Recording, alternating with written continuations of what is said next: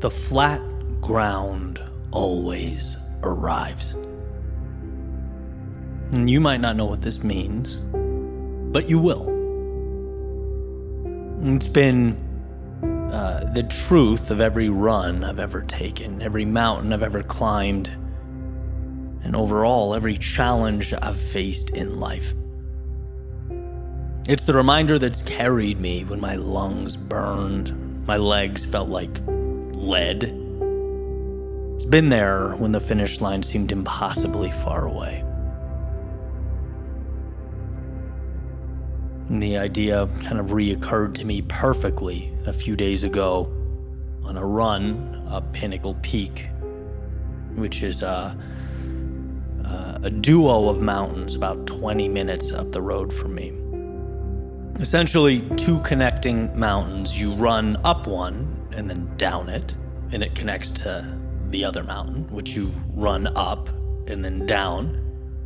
And once you've completed that, you kind of turn around and you just retrace those steps. Up, down, down. It takes about 40 minutes. And I've done it about 10 times now. And the hardest part is what I've called climb 3, right? That's the point where you run up, down, you turn around to do it all again, and it's technically your third ascent. You know, the start of the journey back. And it just so happens to be the steepest part of the climb and the longest part of the climb. It feels like endless steps. And as you can imagine, running uphill like that, your heart races and, you know, your lungs, they gasp for air. And when you're in the thick of it, right, precisely in that moment, you know, you've already run halfway, you're exhausted, you know, your legs are starting to feel heavy, and the thought of another 20 minutes, it's almost impossible to compartmentalize. It feels overwhelming in totality. Here's what I realized. That feeling, that overwhelming sense of discomfort, you won't feel that the entire run. In fact, you won't even feel that the entire duration of quote-unquote climb 3. Why? Well, because even during climb 3, there are these little 10-second stretches where the ground flattens, and it creates this tiny reprieve, a gift. And you might laugh and go, 10 seconds, that's nothing. It's more than enough for your body to reset. Like, funny enough, 10 seconds is an eternity. It's enough to catch your breath. It's enough to, get yourself together as you give your feet, your legs, the gift of running on flat ground for a few seconds. It gives you everything you need to carry on. And all runs are like that. You know, it's not necessarily pain until the end. It's pain until the next reprieve. And there's a giant difference between the two things. You just need to make it to the flat ground, which is there and will arrive sooner than you think. And every time life feels too hard,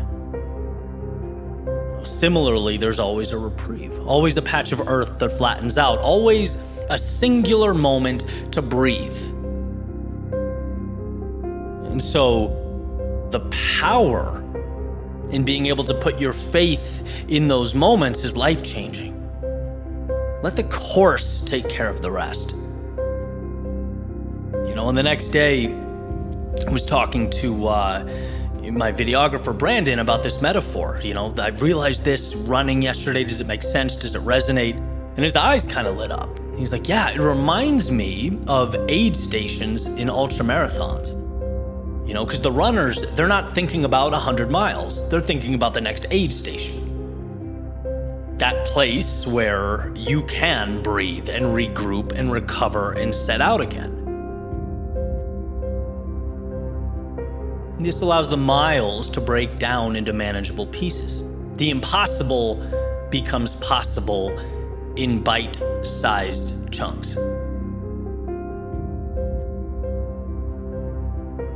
That's life.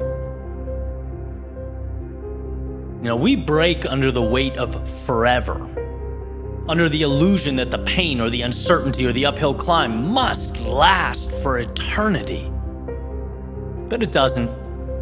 Life is not a 100-mile sentence of suffering. It's a series of aid stations, a handful of breaths on flat ground. So when it hurts, don't carry the burden of the entire journey on your shoulders. That doesn't help you. It doesn't help the situation. Don't let your mind convince you that the climb never ends. Now, carry what's in front of you. Run to the next aid station, the next reprieve. Find your next patch of flat ground. It's there. And the truth is, life is not built in lifetimes, it's built in moments. It's not conquered in decades, it's conquered in seconds. And if you can master the seconds, if you can take the next step, if you can make it to that breath of air, you can handle the rest. That, my friends, is how you move mountains. It's how you turn impossible things into inevitable victories. Not by taking the whole weight of the world at once, but by trusting the intervals of grace along the way. And when you look back, you will realize what felt unbearable was only temporary. What felt infinite was just a climb. And guess what? You climbed it. The reprieves carry you. The aid stations save you. The flat ground reminds you that life doesn't ask you to be invincible. It asks you to be faithful to the next step. So the next time life feels too heavy, don't think about the entire journey. Don't measure yourself against the whole mountain. Just get to the flat ground in front of you, and then the next one, and the next one. That's how impossible things are done. That's how ordinary lives become extraordinary stories.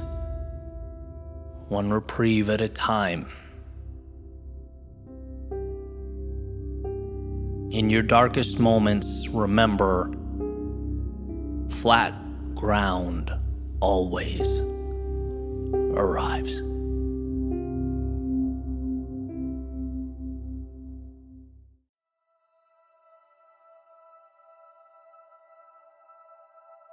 You know what one of the best things to ever happen to me was?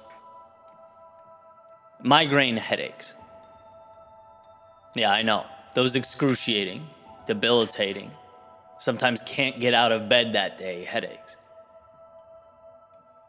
Because when the pain and the chaos would ultimately subside, it always left me with something I didn't have before, which is an appreciation for the baseline. Gratitude for the absence of pain. And I'd understand what a gift it is to be able and capable, living, breathing, functioning. In its own unique way, it made me realize that we only appreciate things when they're taken away. And if you can only ever love what's gone, you never really love at all. See, life goes fast, right? I'm watching it spin around me in real time. We all are. And I believe we need to manufacture some sort of perspective pertaining to the beauty of the now. We have to go. We have to build. We have to start the company, send the message, take the chance. Not because we are obligated, but because our souls want it. They need it. See, our minds just don't understand. We've already been admitted to the show. It's hard to fathom just how precious each trip around the sun truly is. And if it takes pain to understand the value of its absence, I'll pay that price, gladly. Because personally, I've wasted too many sunrises. I've told my heart no and my soul to be patient too many times. Life is happening now. It's here now. And so, if your eyes can open and your feet can move, let the former guide and the latter carry you.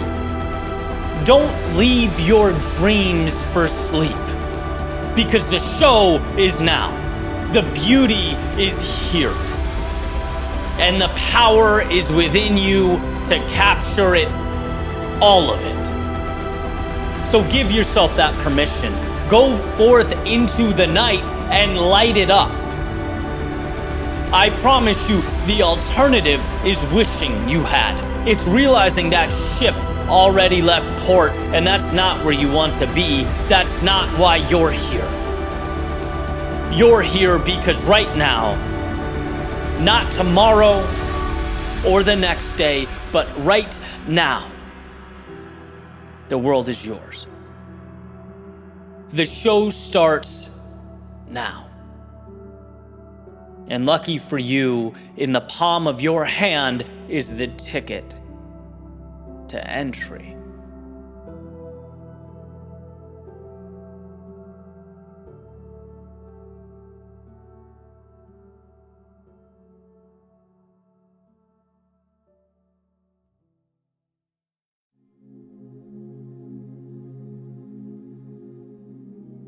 When you're at your lowest point, you are, often without realizing it, positioning yourself to arrive at your highest point. Potential energy accumulating to propel you through an atmosphere of new beginnings. See, I believe our adversity is life asking that we submerge and dive deep. Sometimes very deep.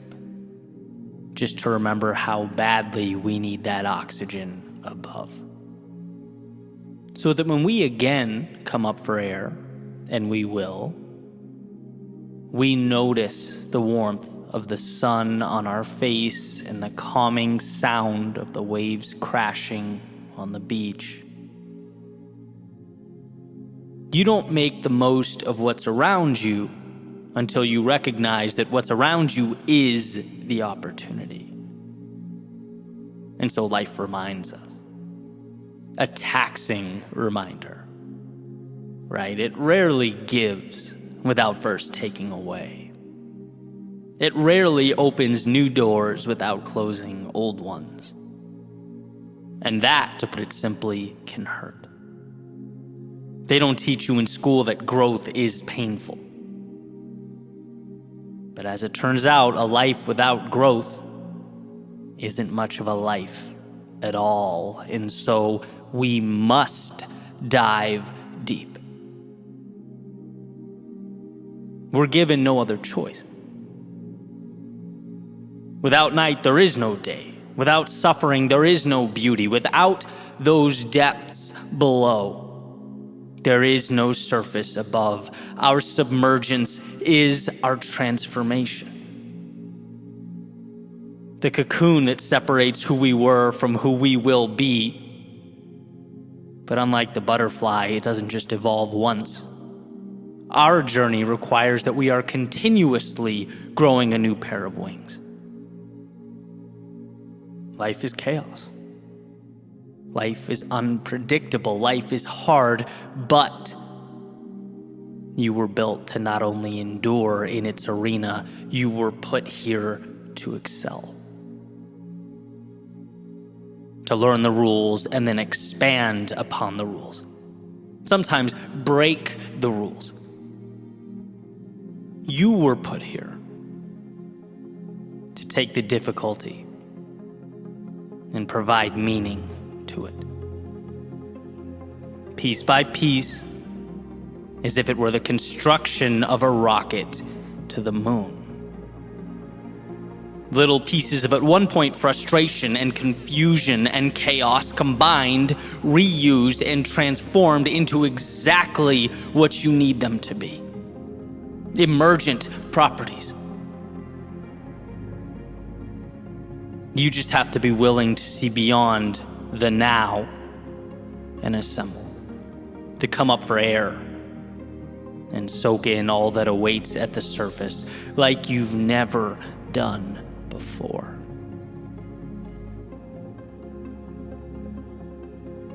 The other day, I was texting with a friend of mine.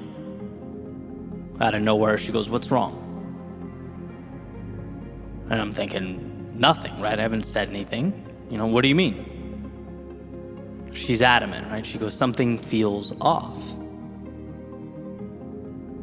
And I thought about it and realized, yeah, she's pointing out something I've known for a little bit here. Something is off. I'm hiding from myself. Feel a little burnt out, a little tired. Certain areas of my life had become unevenly distributed. In fact, I was flirting with that thing I've always feared doing most. Simply going through the motions. That scared me. I don't want this, right? I've come too far to feel like this. I'm better than this. How do I fix it?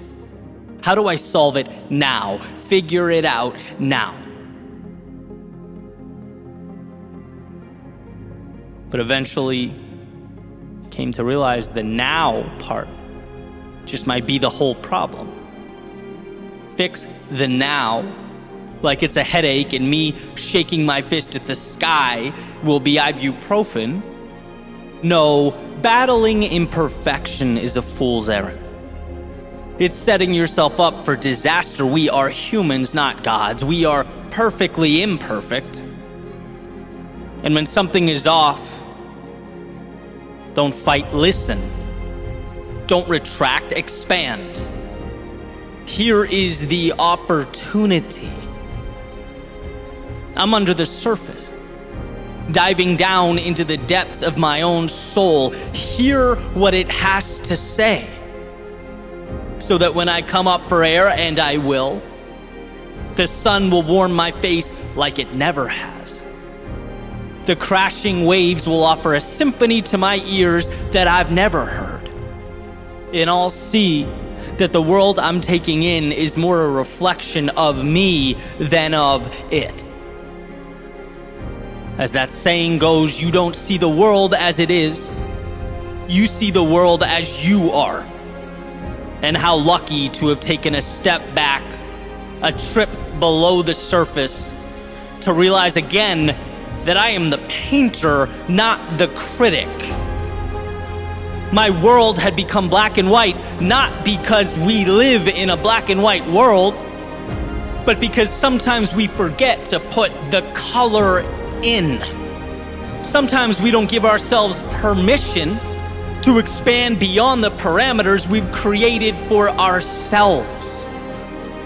So with the breath and the oxygen will come a new appreciation, a liberating gratitude. There's nothing so sweet as remembering that both the castles in the air and the chains at our feet are imaginary. And hey, you get to choose which one to believe in. See, what time has taught me is that there is strength in our vulnerability, in the times we fall or lose ourselves. And I know the inclination is to panic, perhaps assess too quickly, to not hear but talk, to not listen but attempt to solve, which leads to the application of band-aids on bullet wounds. When we are low, when we are lost, it's our chance to better understand ourselves. It's the metaphorical equipment room where we stock up prior to our next ascent. And if I could emphasize one thing, it would be that our perceived understanding of life, it oscillates. Sometimes we feel like we get it. We do. And sometimes we feel like we're sprinting with our eyes closed. It's a riddle we will never fully come to solve. But I do know one thing. We can't change the unpredictability of the world, but by observing, by listening, by getting back up, we can change ourselves. By recognizing our strength, we can utilize the downtimes, as they are the education we've been longing for. Remember, the world does not and will not ask perfection of you, so don't ask perfection of it. You were built to endure, to overcome, and to recreate yourself. Losing your wings will never be the problem. It's forgetting that they must be regrown. That is the problem. So step out. Rise to the surface of your world and breathe. Take in the surroundings that will become your resurrection story if you let them.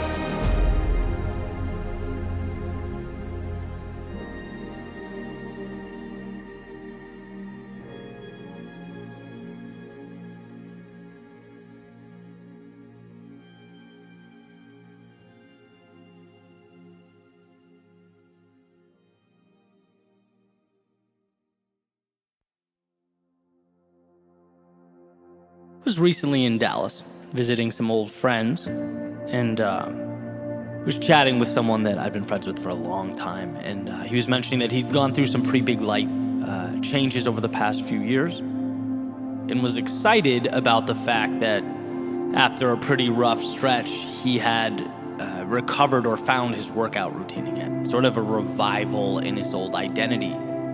Because for context, he'd always been a pretty athletic guy growing up.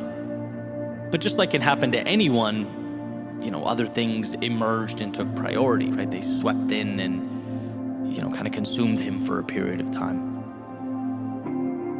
And I guess, in a way, that part of him that used to fire on all cylinders was buried.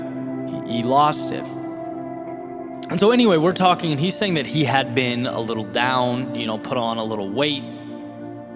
And the struggle was, according to him, making time for fitness in his now incredibly busy life. He's got a toddler running around, a very time-intensive job. On top of that, he's remodeling houses. He's doing a lot. And this is the part that stood out to me. He said, Eddie, I've tried everything. I went through, quick phases where I was motivated, but I couldn't, maintain that consistency. I was working, and then after work, I'd be with my son, who was, just too little to leave alone for 45 minutes. And this is what's funny, because it sounds so simple, but, he says, I found a gym with a daycare so I could bring my son and work out for 45 minutes. And that's when I was able to establish a routine, and that one action or decision allowed my entire life to get back on track, right? That was the rock I had to move, which is the phraseology that I want to focus on here. I think it's brilliant the way he said it.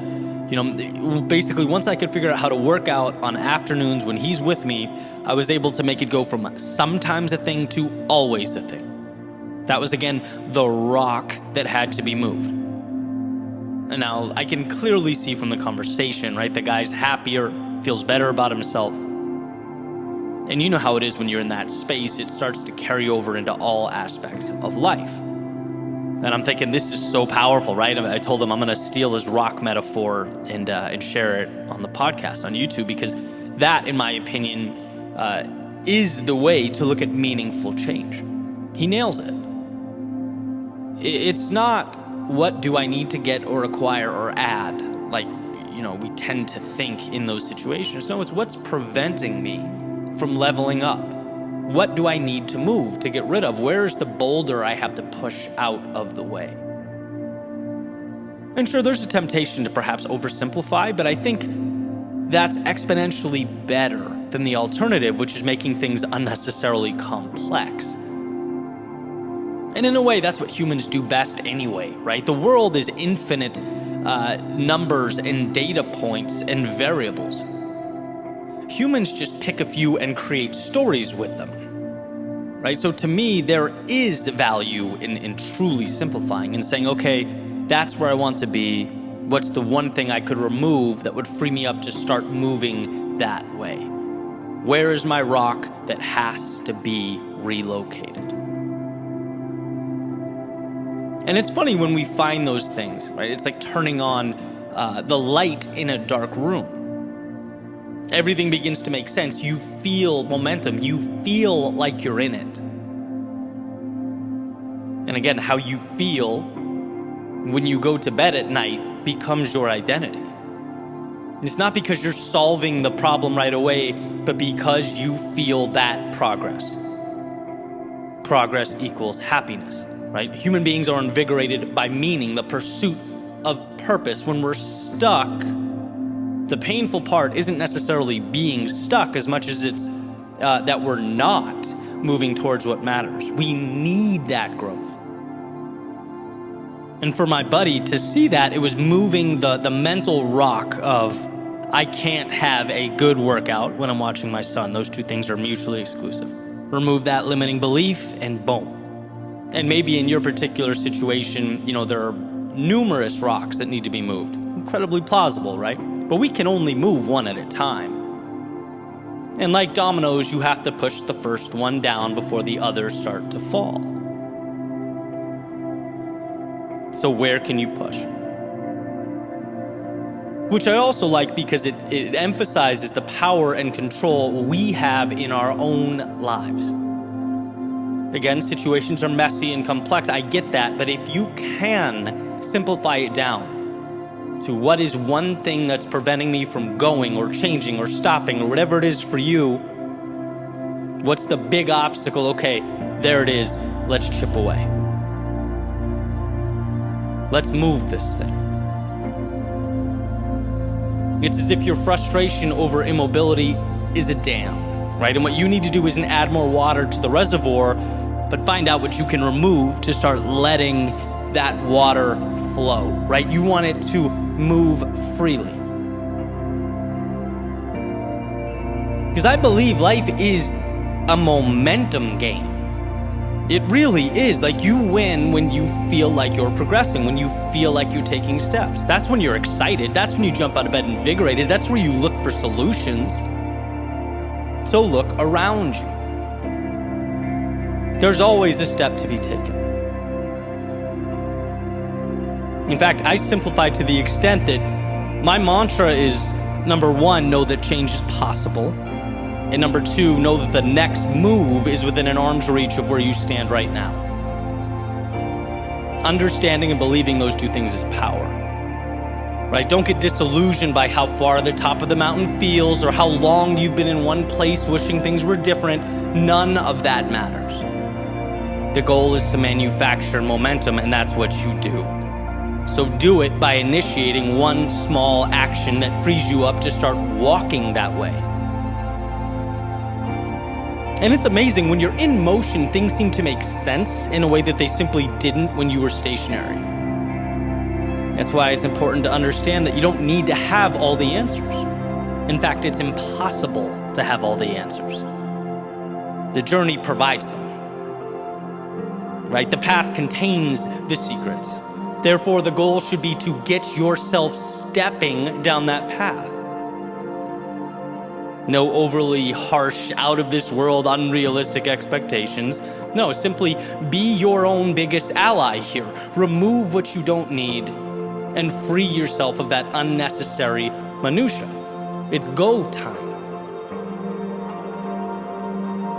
And I go back and forth often, as you've heard me do here, right? It's like, yes, life is messy, it's complex, that's true.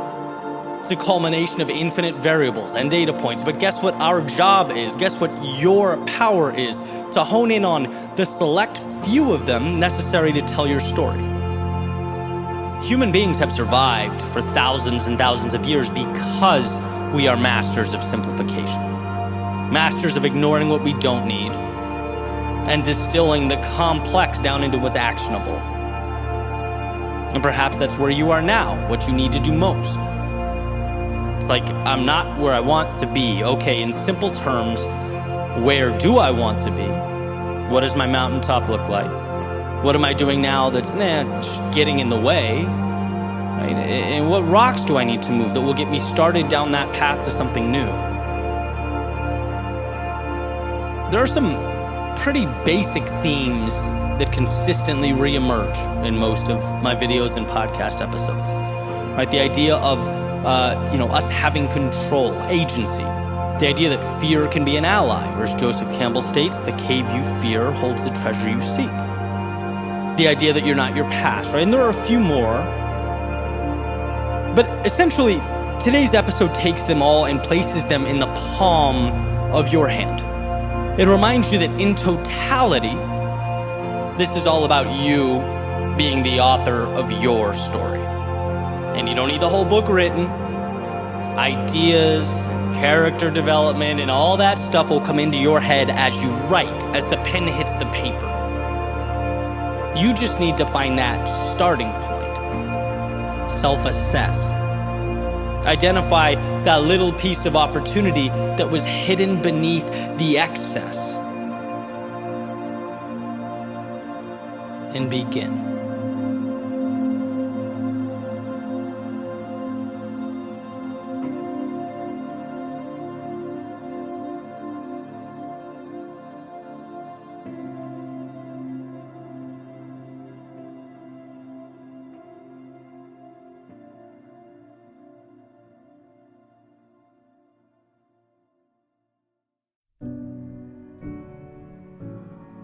It's impossible to know how this story ends.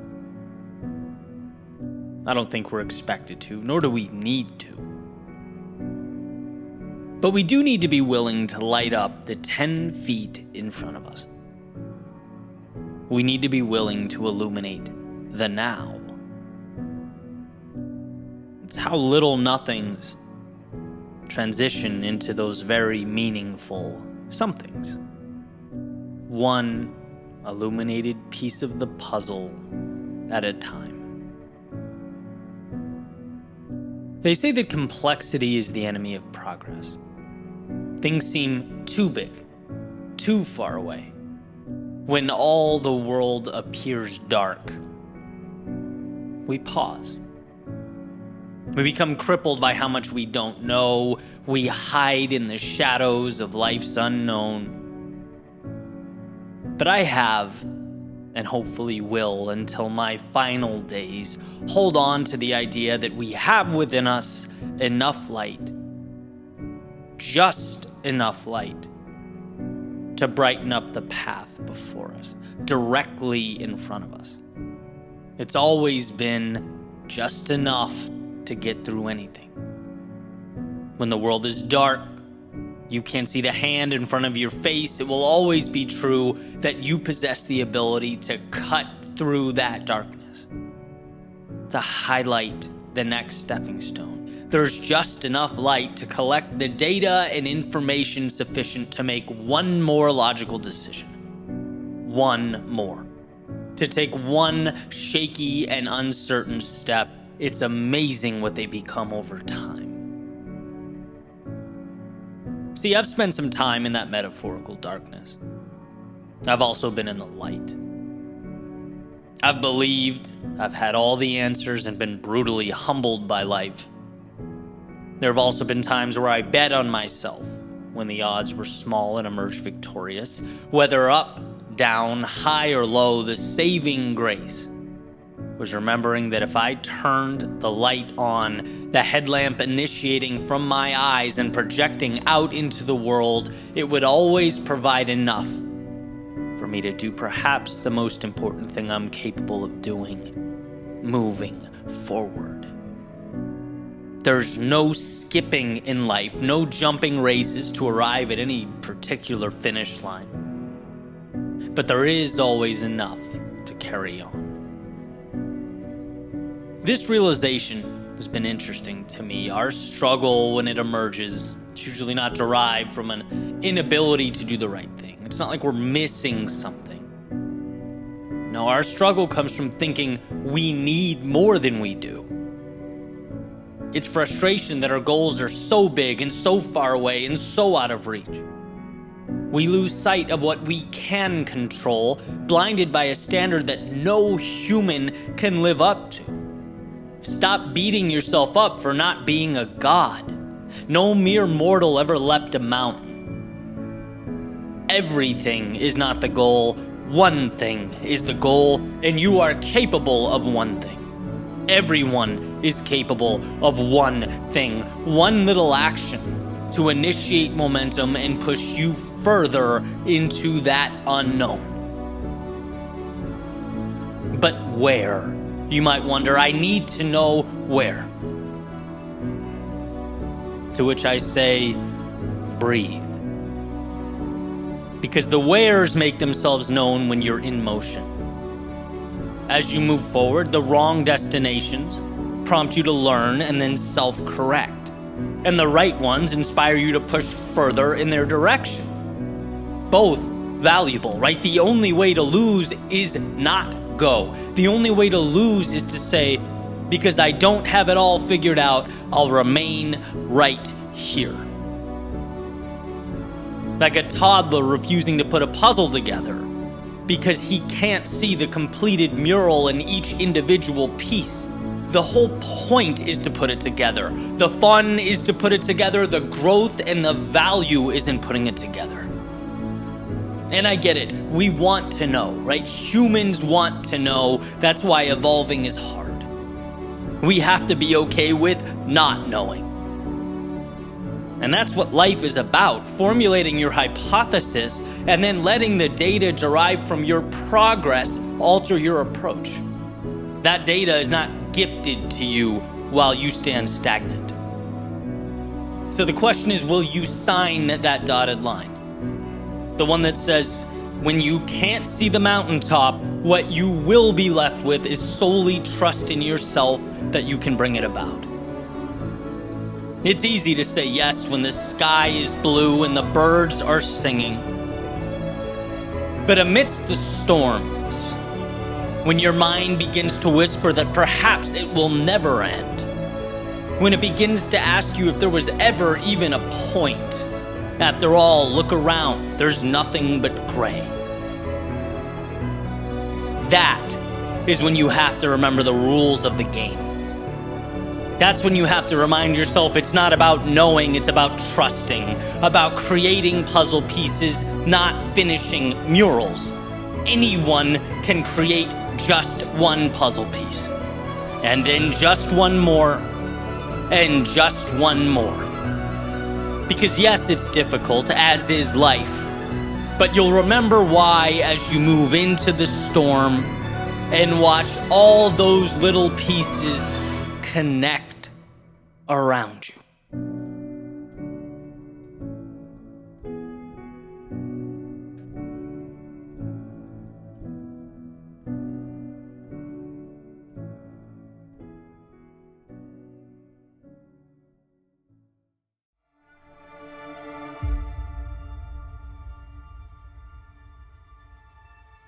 You can only exist within the walls you've placed around yourself. So, question, where have you placed them? Think of the concept, you can only hit targets that you aim for, and expand it out.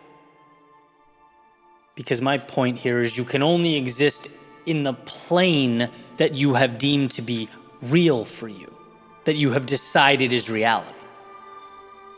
And if we think about that just on a common sense basis, it's pretty apparent, right? People don't do things that stretch beyond their perceived identity. If I don't think I'm capable of accumulating wealth, for example, I'm simply not going to do the things or take the necessary steps required to accumulate wealth. Why would I? If I don't think I can help or add value to others, I'm not going to do things in an attempt to help or add value to others. Using that example, that stuff would exist on the other side of those walls I've placed around myself. That's why deciding what those targets are is so important. Deciding what's real matters. Because if you set the scope too small, if your reality is void of all possibility and imagination, even if you win, you've conceded too much. The premise you've been basing your entire existence and your decisions on is so limited that you can win there and still lose overall, still leave everything on the table. And there's, a ton of examples of this.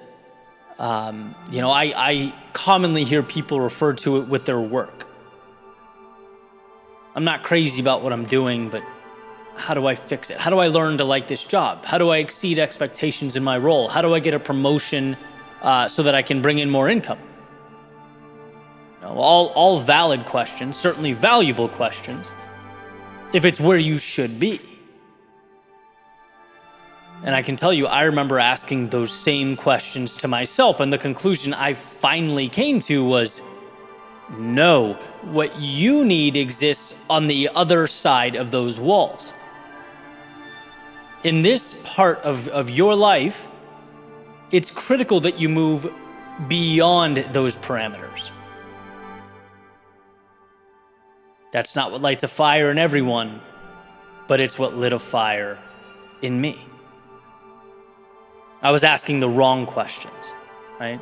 It was go over there and start your own business, start your own journey, start sharing the things you want to share. So what Alex Hormozi refers to as playing a different game altogether.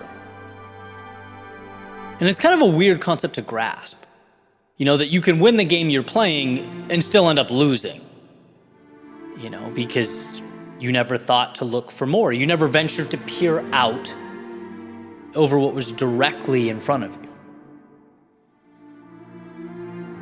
This is a matter of self-reflection at its finest, because you'd never see those walls unless you really took the time to think about it, to be alone with yourself and ask those questions. It's the fun what ifs.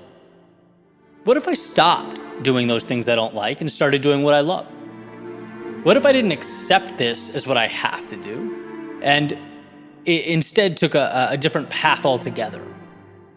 What if I was capable of playing a different game? And what we find is that we're capable of some pretty incredible transformations.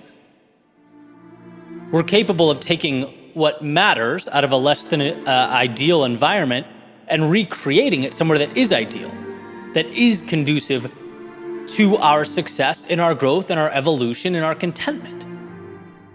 Instead of conceding so much and asking so few questions, why accept those limitations? So again, I ask, where have you built your walls and why? And what if you push them back, like lines in the sand meant to be redrawn?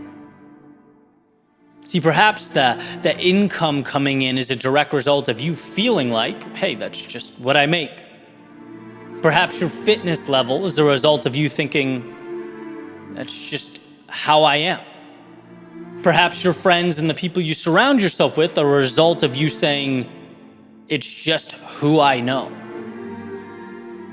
But there comes a point when new targets must be set and new lines drawn. At least if any type of evolution is going to occur. You don't have to perpetually navigate the revenue streams, fitness levels, and friend groups you have now. You can play a different game. Again, it's not always asking, how do I live within these walls? Exist within these circumstances? Sometimes the question is, how do I step into a new arena entirely?